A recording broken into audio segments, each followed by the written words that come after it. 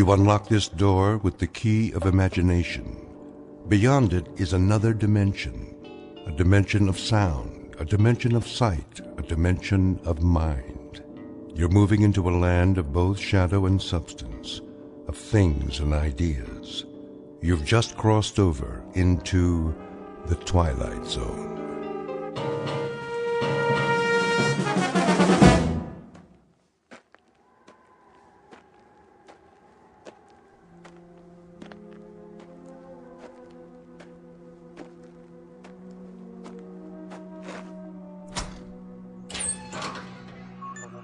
Hank?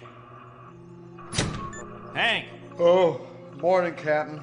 Anything on the radar? Not yet. No signal at all. Try 4.0, true. It'll probably come from that direction. I had her on that all morning, sir. Still nothing. You're past your time, aren't you? Who's your relief? Al Baines, Captain. Baines? I'll see what happened to him. Yes, sir.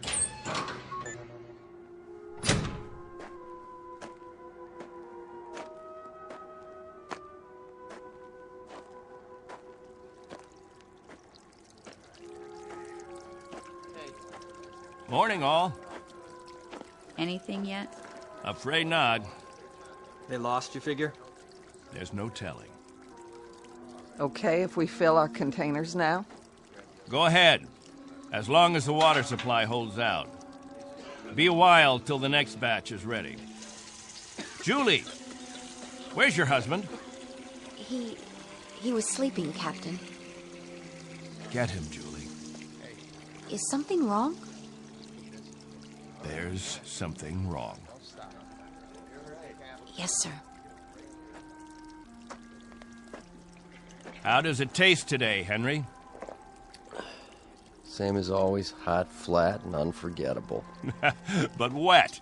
Suffer it a little bit more. 6 months from now, you'll be drinking chocolate ice cream sodas.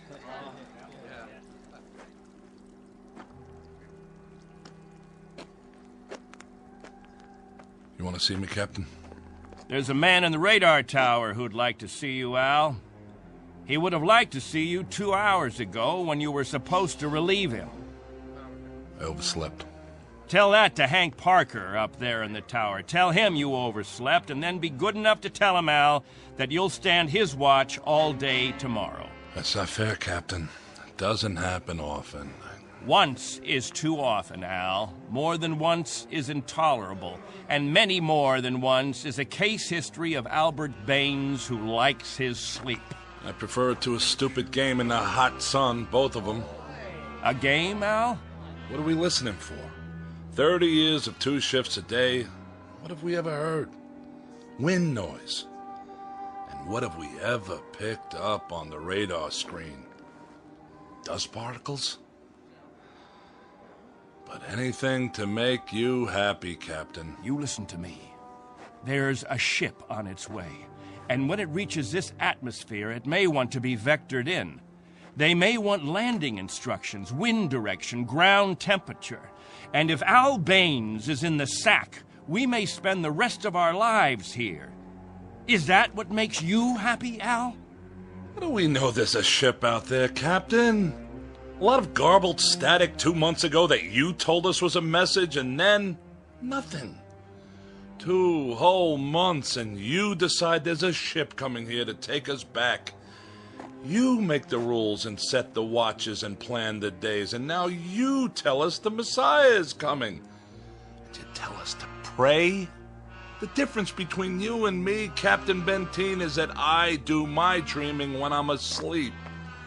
You do yours on your feet. There's a ship coming, Al. All of us believe it.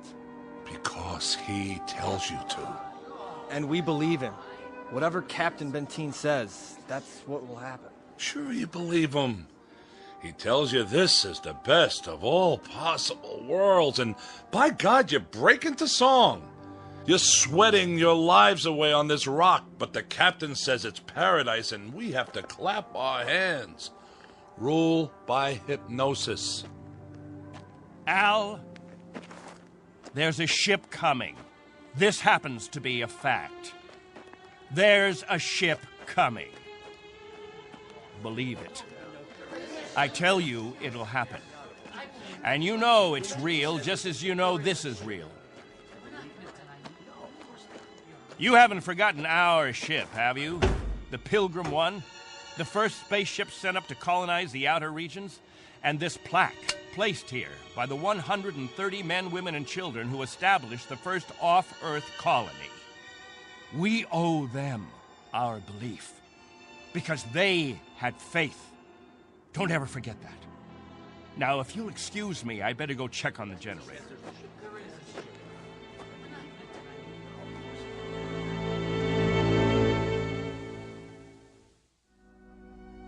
This is William Benteen, who officiates on a small outpost in space. An outpost slowly disintegrating under the heat of two suns, with the holes, the cracks, the fissures that are the residue of despair. He tries to fill them with faith and to retain a faith of his own. This is a remnant society, a handful of people who left the Earth looking for a millennium, a place without war, without jeopardy, without fear. What they found was a lonely, barren place whose only industry was survival. And this is what they have done for decades, survive. Until the memory of the Earth, they came from what has become an indistinct and shadowed recollection of another time and another place. 2 months ago, a signal from Earth announced that a ship would be coming to pick them up and take them home. In just a moment, we'll hear more of that ship, more of that home, and what it takes out of mind and body to reach it. Because this outpost is located in the far reaches of the Twilight Zone.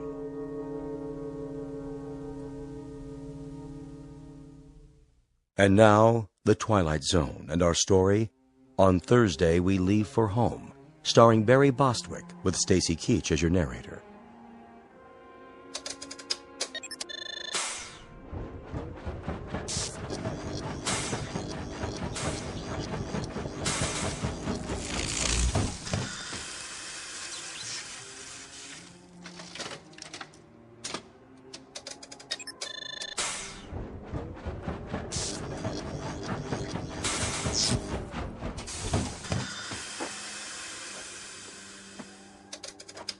Can't keep the generator running, sir.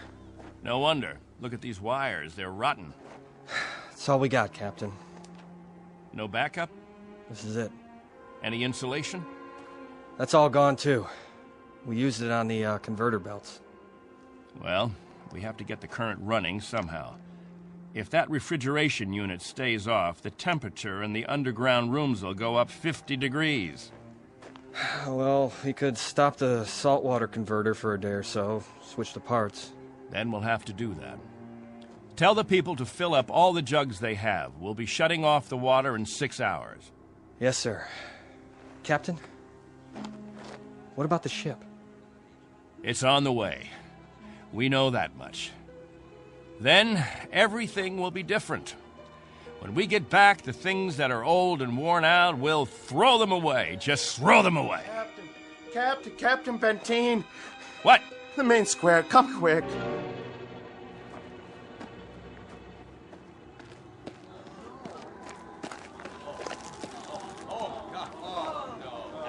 It's Mrs. Rodale. She's hanged herself. Cut her down.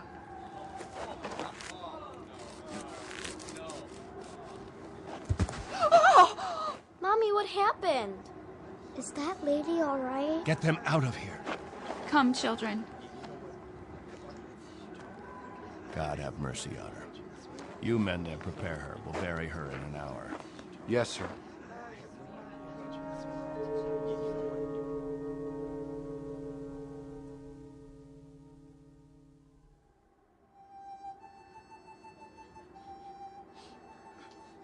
We now consign to this planet the remains of Mary Rodale. We ask God in His infinite mercy to give her the serenity and joy that she sought while she was with us. And we ask His forgiveness for her sin. Amen. Amen. We ask that this good woman be allowed to rejoin her beloved husband who preceded her in death 11 years ago. Bid your farewells now. Forgive her, Lord. Have mercy on her, Lord, for what she's done. A terrible thing. She didn't know what she was doing. She knew what she was doing. Better and clearer than the rest of us. This is a funeral, Al. The 9th funeral in the last 6 months. Nobody talks about it. We just let it go by. But there have been 9 people who thought that maybe heaven is a place where they can get a drink of water without salt in it, where they'll be able to breathe air without choking on the heat of it. If you want to talk blasphemy, Al, take it away from here. I'm talking truth, Captain Benteen. I'm saying that this woman and the others, they took their own lives because living became intolerable. And I say that dying was their right. Anything else? Just this question. I put it to everyone here. Al, please. No!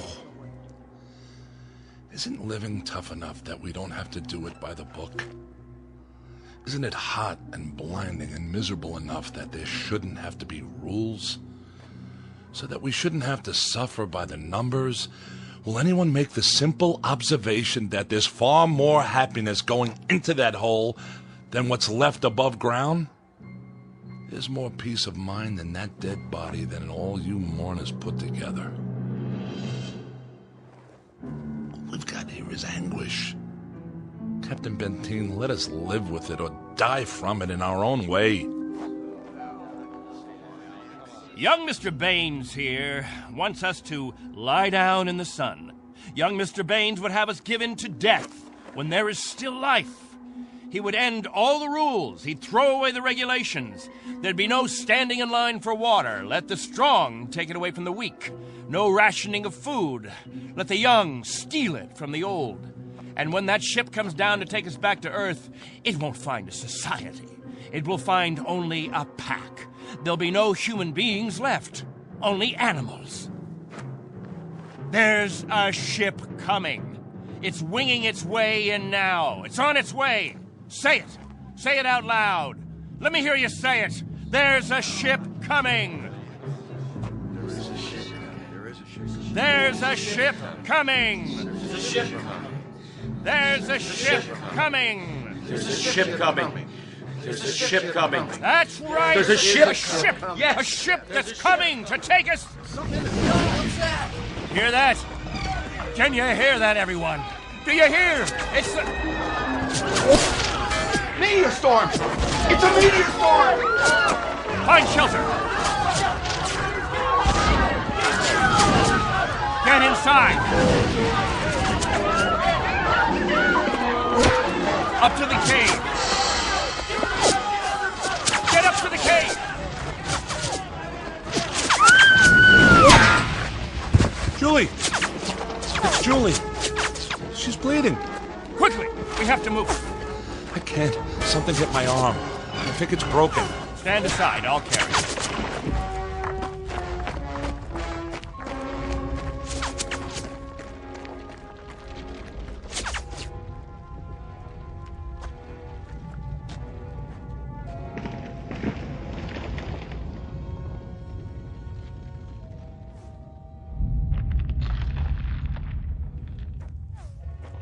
How is she? It's just a cut to the forehead, not very deep. But keep this bandage on it. Julie? Julie, honey? Can you hear me? Al? Don't let her move just yet. She may have a concussion. How's your arm? It's not broken. Must have been a rock that hit it. Captain, thank you. For a little first aid. No thanks necessary. I deliver babies, too. You might want to keep that in mind. Now, I'd better go see to the others.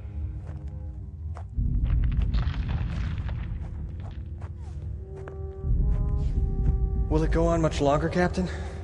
I wish I knew. It sounds like it's spending itself. I've seen meteor storms before, Captain, but nothing this size. What about the damage, Henry? 2 underground cells destroyed. At least, that's what it looked like from out front. Everybody accounted for? I think we're all here, Captain. I've checked. Nobody's missing. Thank God.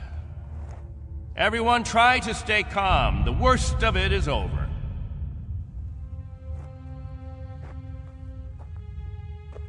Jojo? Yeah, Captain? You're not scared, are you? Well, kinda. Now, we can't have that. Mind if I sit for a minute? We'll talk, you and me.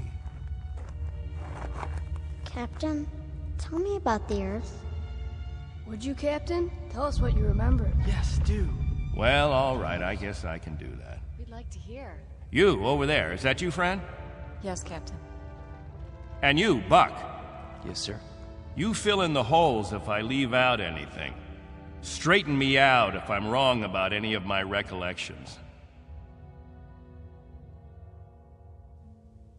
Jojo, I was a boy of 15 when we arrived here. But I remember Earth. I remember it as a place of color. I remember that in the autumn, the leaves changed. They turned different colors, red, gold, orange. And I remember streams of water that flowed down hillsides, and the water was sparkling and clear. And I remember clouds in the sky, white, billowy things that floated like great, majestic ships. They looked like sails. What are sails? Don't you know what sails were? In ancient times, that's how ships moved across the water. There was so much water.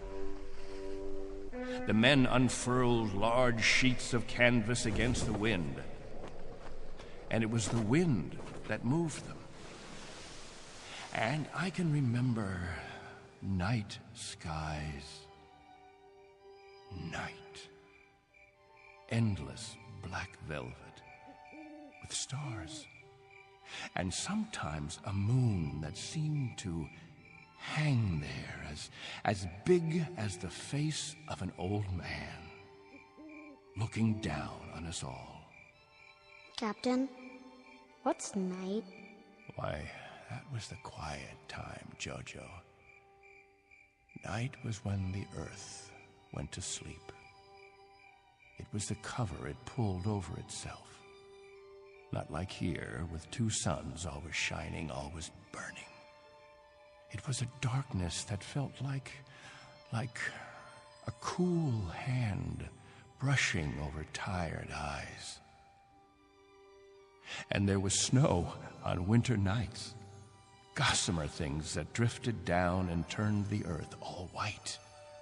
And we could build snowmen the next morning and see our breath in the air. And it was good then. It was right. So, why did you leave there? Oh, we thought we could find another Earth, Jojo. Then we found this. We thought we could escape war. We thought we could build an even better place. And it took us 20 years to find out that we had left our home 1 billion miles away, only to be stranded, like visitors, transients, that no roots could take hold in this ground. But it was too late. So we spend the next 30 years watching a clock and a calendar and waiting. But we can't wait any longer. Not a day, not an hour. We have to get back home. There's no more time. I'll go outside and survey the damage.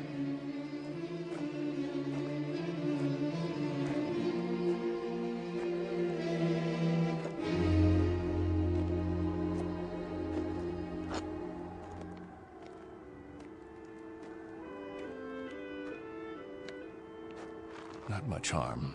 Radar tower is still standing.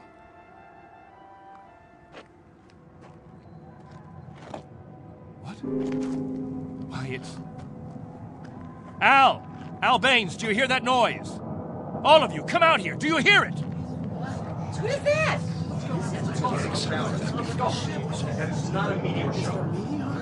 That's not a meteor, and it's not wishful thinking. Not this time. Those are rocket engines. I remember the sound of it. That's the ship. The ship has come at last.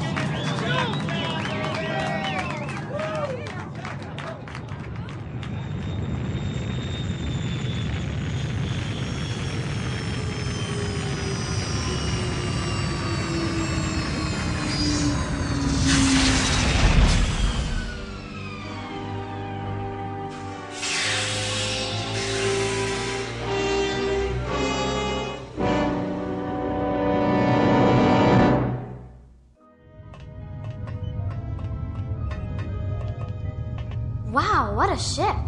How fast can it go? Oh, pretty fast.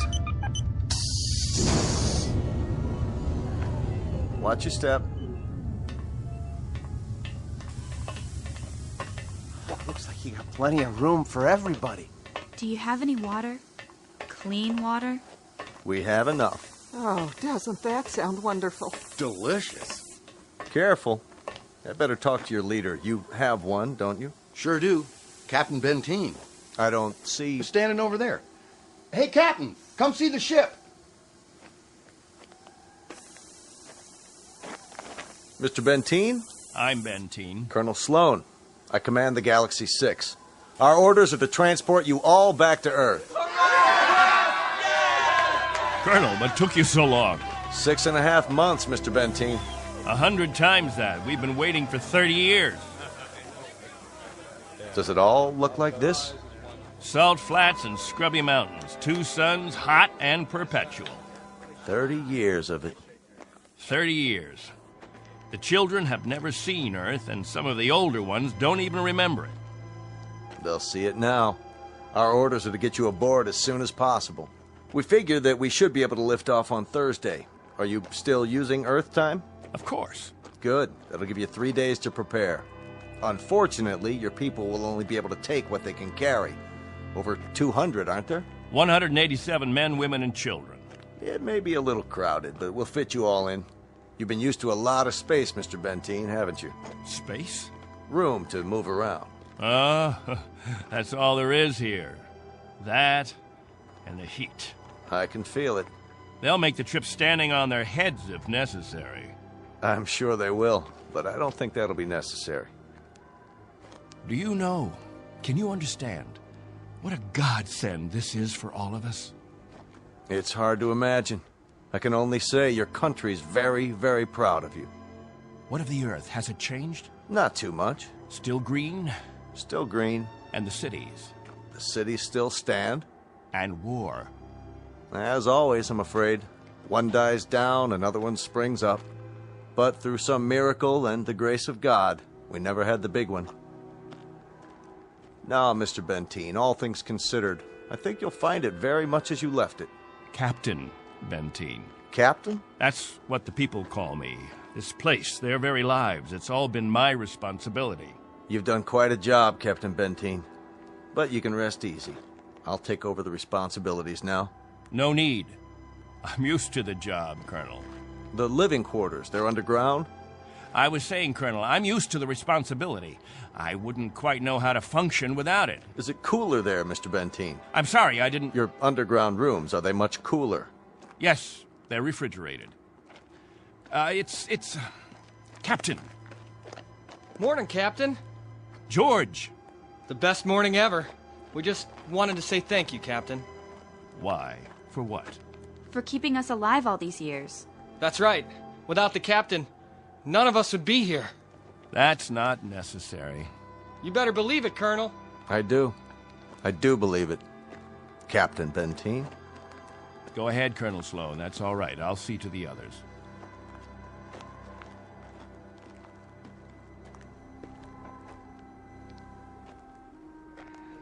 You know, I don't need this. I'm not gonna take this. Hi, Captain.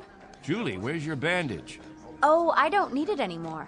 But we put one around your head so the cut would heal. What's this? Isn't it incredible?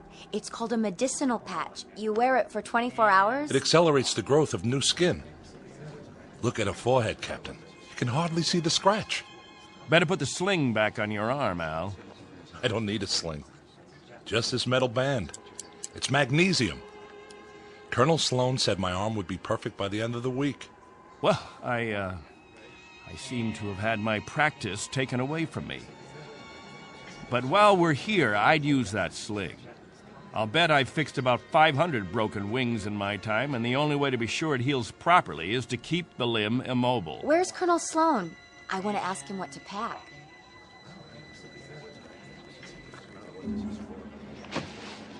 Eleanor, let me help you with that bundle of clothing. Thank you kindly, Captain. I'll carry it for you. No, thank you, crewman. I've got it. Here you go, ma'am. I don't know how to thank you. Are all the crew as strong as you? That's our job, ma'am. Nothing to it.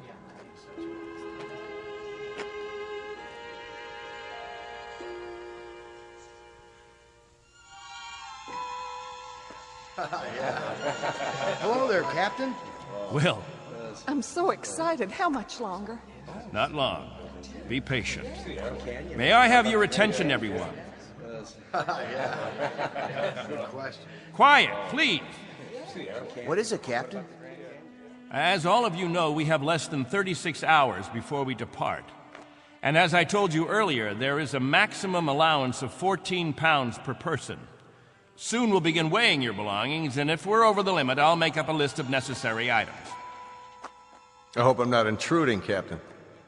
I was just telling them about the weight requirements. We'll handle all that tomorrow. I heard you'd called a meeting here in the cave, so I brought Lieutenants Engel and Rafferty with me. Everyone has so many questions about Earth, I thought perhaps this would be a good time. More questions? Actually, Colonel, the purpose of this meeting is simply to make some last-minute arrangements. Colonel, I used to live in San Diego. Is California still the same? Sunny and warm most of the time, but not this warm. Los Angeles has become the biggest city in the world. These kinds of questions, we could just as well handle them when... Colonel Sloan? Are there still major leagues? My dad used to tell me about baseball and the World Series. The leagues are just as before, American and national. What about the Dodgers? They came in 10th last season. I'm told they need pitchers pretty desperately. I'll tell you what, when we're finished here, we'll improvise a ball and bat and have ourselves a game. How does that sound? Yeah, that'd be great. Let's do it. I think it's a little hot for that kind of activity. What we could do is have some group singing. We haven't done that for a while. I got an old sack. That'll be the ball. Who's got a stick? What are we waiting for? Let's go. Please, wait. We haven't finished yet.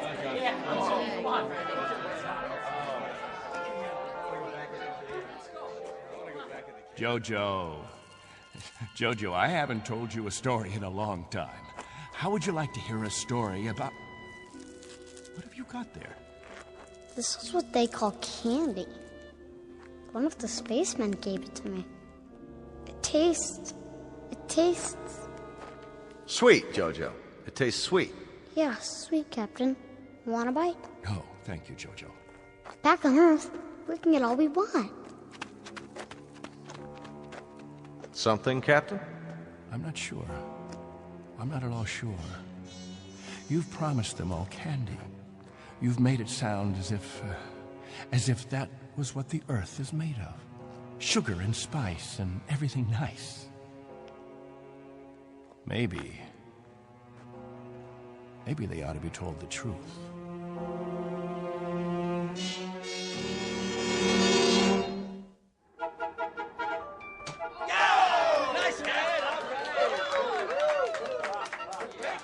The universal language. Baseball. You have a limited vocabulary, Colonel. Do you have any idea what the temperature is? At this hour, it's about 110. I don't know whether your crew can take it, but I know my people. They're going to pay for this little athletic event. Some of the older ones, it might even be serious for them. It's just a game, Benteen. My guess is that it's worth it. Now, I'd better get back to the ship. Colonel Sloan. Something else, Mr. Benteen? Colonel, when we get on the ship, you can tell us what to do and we'll all fall into line. But here, in this place, I'm in command. I'm not trying to usurp authority, Mr. Benteen, but I really don't see what harm a little game... It's still Captain Benteen. For now. Galaxy crewmen, back to the ship. That's an order. It's time for rest now. All of you go back to your homes. I'll announce when the new day will start. You happy now, Captain? I was never unhappy, Colonel. I just happen to know what's right and what's wrong. I ask you to keep your crew in the ship during the rest time. I don't want my people distracted. You rule with a heavy fist. If it were 1 ounce lighter, no one would have survived. I've held these people together by will. They'd have died, Colonel, without someone they could hold on to. They'd have withered away. Not anymore, Captain. Relax. That's a luxury I've never been able to afford, Colonel. I've never been able to marry, to think only of myself, because of them. I've been a father figure, a governor, a confessor. I've been all those things. And if I hadn't been, there'd be no life here. These are my people. Understand? My people.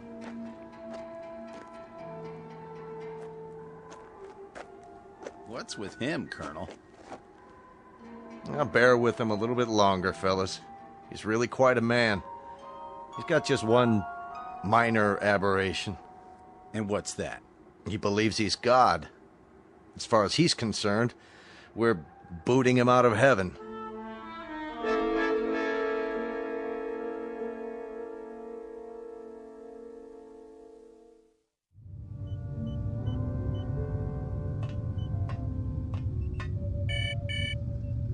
Yes? Mr. Captain Benteen is here, sir. Show him in. Very well, sir. Come in, Captain. Sorry my quarters are a bit cramped. Please, sit down. Colonel Sloan, this is a list of all passengers with their approximate weight and the weight of their belongings after each name. The scale we have is pretty beat up. My guess is that it underweighs by about 4 or 5 pounds. Fine. All I wanted was an approximation. We'll weigh them in on our own equipment before blast off. This is Wednesday, 12 midnight? I keep getting confused with the constant light. When do the people get up? About 2 Earth time. The hours from 7 until 1:45 are the hottest. That's when we try to stay indoors. Then we have our meetings at the cave about 2 hours afterwards. We've had to improvise our own schedule. You've improvised very well, Captain. I looked at the saltwater converter, your electro plant, the sun shields you put up over the crops. Very inventive. Necessity hasn't been the mother of invention here, it's been the father and the whole family. Well, you'll be able to give way to progress now. Though I wonder if all of it'll be to your liking. The way you'll be lionized when you get back to Earth. You're referred to in the press as the Lost Pioneers. They're gonna make quite a thing of you when we land. Oh? Wherever any of your people settle, there'll be keys to the cities, brass bands. I expect they'll scatter all over the U.S. The government's had inquiries by, well, it must be thousands of relatives. My guess is that they'll just about have time to look into a television camera and then get whisked off. Well, they won't be scattered, Colonel. They'll go as a group. We'll find a place where we can settle, and that's where we'll stay. I'm talking about when we get back to Earth, Captain. That's what I'm talking about. They won't be splitting up. Not my people. Captain, as a point of interest, did you ever ask them? Ask them what? Whether they'd want to stay together. That would be a ridiculous question, like asking a child if he wants some more ice cream. They're children, you see, Colonel. Oh, chronologically, they range from 6 months to 60-odd years, but socially, psychologically, they're children. I've kept them alive and functioning all this time. Once we're back on Earth, I'll simply continue the process. Captain Benteen, have you told them that? Have you told them that after 30 years of waiting, 30 years of living in a compound, they're going to travel 1 billion miles just to walk into another one? Have you? There's no need. They wouldn't have it any other way. To leave them to their own devices, that would be an act of cruelty.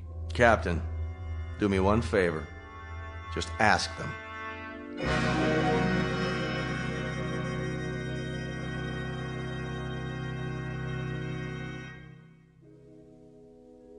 Naturally, we won't have to concern ourselves with the colder climates. The northeastern states, the upper regions of the Great Plains. We'll find an area much farther to the south, perhaps Florida or Texas. Southern California has a temperate climate. Captain, you better tell us about frostbite treatment, because I'm moving to Wisconsin. That's where my family settled originally. What about Oregon, Captain? That's where Joan and I plan to settle. I've heard about the forest there. New York.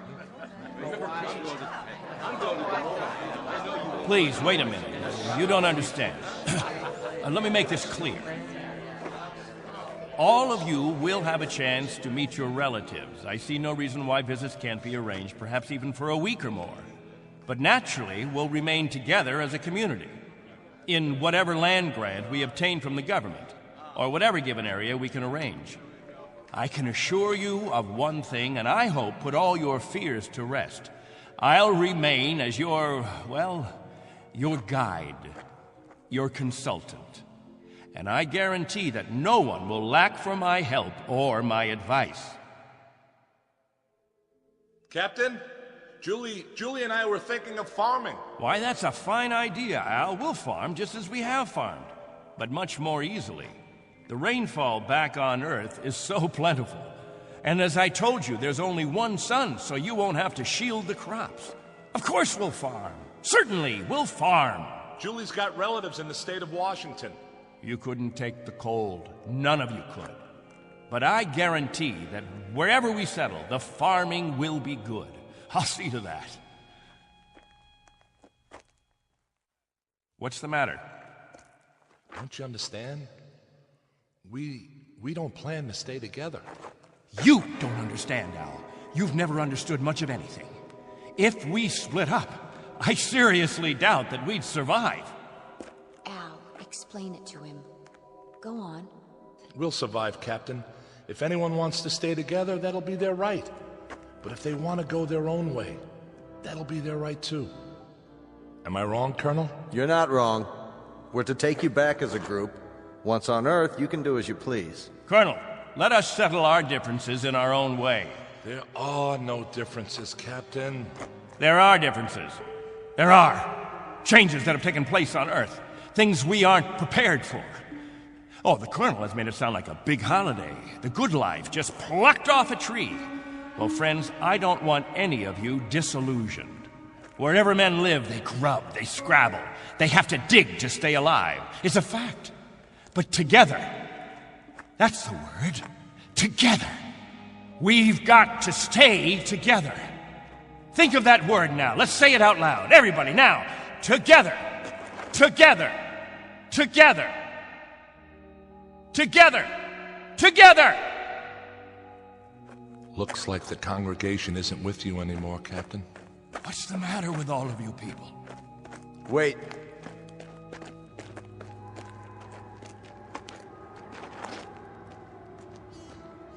I've made the compartment assignments. I'd like to go over them with you. Assignments? There's not much time, and there's some things we have to check off.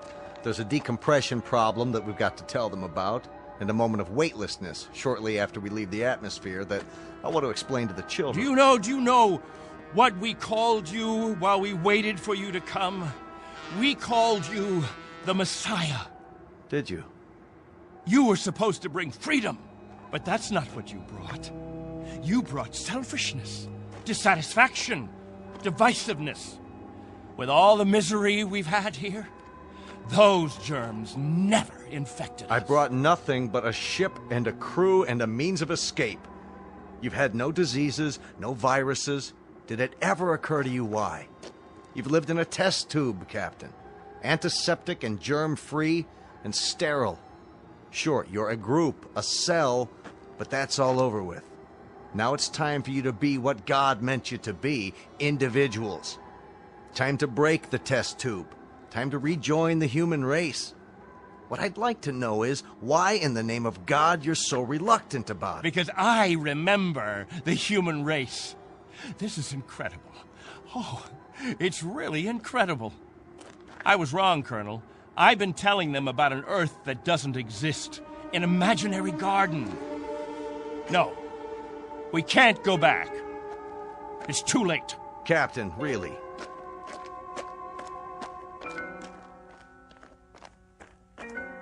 Everybody, gather around.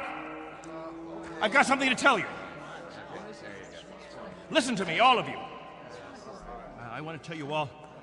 Listen to me, all of you. I want to tell you about the real Earth. Captain, are you all right? Let's talk about the diseases. What? The viruses, the cancers, the floods and the freezing, the wetness and the cold. And there are other miseries, worse than anything we've experienced. Hatred, jealousy, violence. Listen to me. It's an Earth we don't know. We can't leave here. We'd be committing suicide. We'd die of things we've never been exposed to before. We'd die of the loneliness that animals get in a zoo. Because we don't belong. We don't belong to his kind. Do you understand me? We don't belong there. Captain Benteen, why don't you let your children vote on it? Only if they know what's waiting for them. Only if they understand that Earth isn't any garden. It's never been, and it never will be. That's fair enough. I'll tell you what Earth is. The same as it's always been. It's a race struggling to survive, just as you have survived. Captain Benteen is right when he tells you that it isn't all a place of beauty. There may still be wars and prejudice and strife. I suppose there will always be jealous men and angry men and unforgiving men. But it has one thing you don't have. Every man is his own master. There won't be anyone telling you when to eat and when to sleep and when to meet, what to sing and how to play.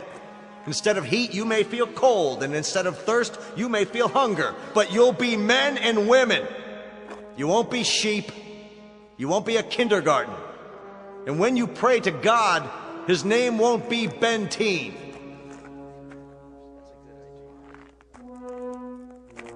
A vote now, Captain, and the majority wins. Those of you who want to be on the ship 10 hours from now, heading back to Earth, step forward. All right, I'm going. Let's go. Let's go. Go. That's it. Let's go. I suppose that makes it unanimous, Benteen. Even you, Jojo? Well, I want to go with the Colonel. Give me something, anything. Give that sledgehammer. Here.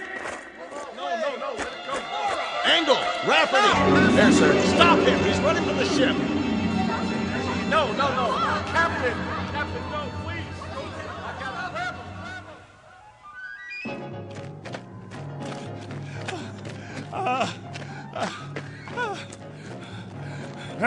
We'll see how far you get.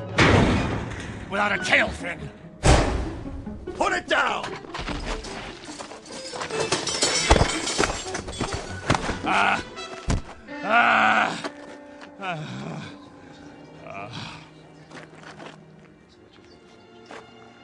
You all right, Colonel? I'm fine. What about the ship? Just a couple of dents, nothing serious. Lucky you stopped them when you did. Captain Benteen, let go. For everyone's sake, loosen your grip and let go. God help you. God help you all. Tomorrow you think you're getting on a ship headed for paradise. What you don't realize is you're heading for hell. What about you? I'll stay here. That's right. This is my home. This is where I belong. This is where you belong. You just don't have the brains or the guts or the sense to know it. This ship leaves at 0800 tomorrow. If you're not on board... I want no special privileges, Colonel Slow. No special treatment. If you're to blast off at 8, you blast off at 8. As for the rest of you, you can go on the ship or you can remain here with me. I'll be at the cave. Any who want to remain can meet me there.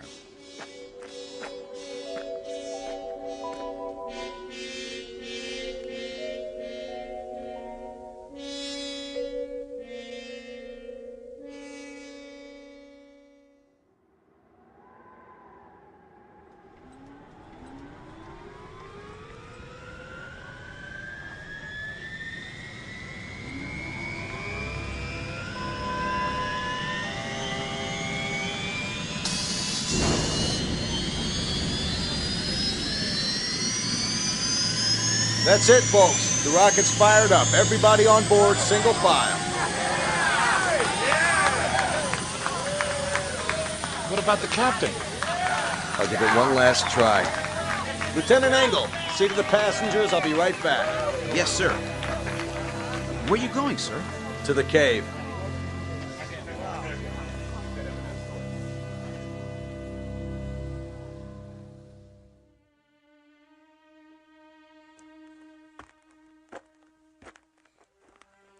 Captain? Benteen? Benteen, we know you're in here. Please, let us talk to you. He's not going to show himself, Colonel. We're leaving now.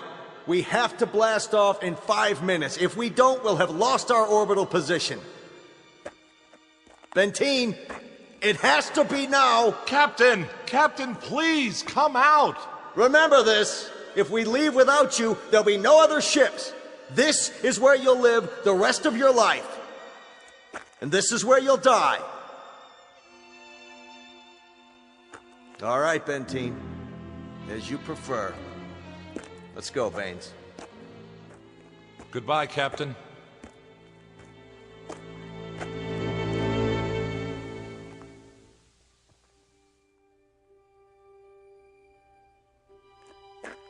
Hello, hello, friends, all together at the meeting place. Any new business today? No? Jojo, I'll bet you want to hear about Earth. About the rivers and the seas, the blue skies, or the night, the stars and the moon. Which do you want to hear about this time? There's color on Earth, the change of seasons. And the wind brings the smell of the ground, the plants, the seeds, the roots, flower petals, sap from the trees, and the smell of the weather, the rain or the mist or the fog. And on the earth, there's green, the color green, the feeling green. There's something fresh about it, something living. Earth. It's called Earth. Don't leave me. Please. Oh, don't leave me.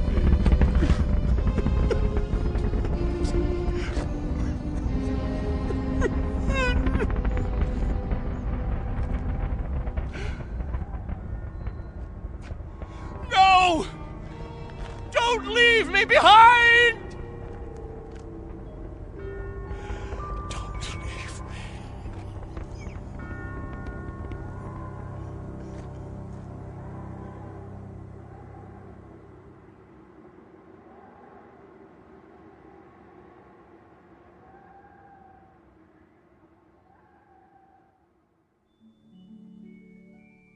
A man named Benteen, sometimes known as Captain, who had certain prerogatives.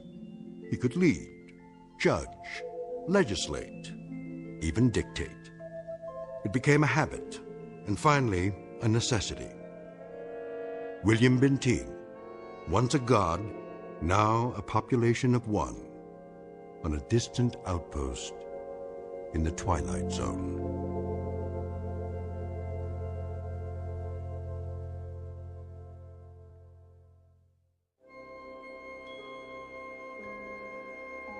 Hi, this is Carl Amari, producer of the Twilight Zone radio dramas. I'd like to take a moment to tell you about our official website at twilightzoneradio.com, where you'll get the latest news and information on these Twilight Zone radio dramas. Plus, at twilightzoneradio.com, you can digitally download 3 free episodes or any of our episodes for only $1.95 each. In this age of ever-changing technology, we've decided to make these episodes instantly available to you by making the Twilight Zone radio dramas a digital download-only series. This means that this series will no longer be offered on CD. The CD collections at our website are now being offered while supplies last at buy one, get one free. So be sure to get your favorites before they're sold out. Be sure to visit us often, and I'll see you in the zone.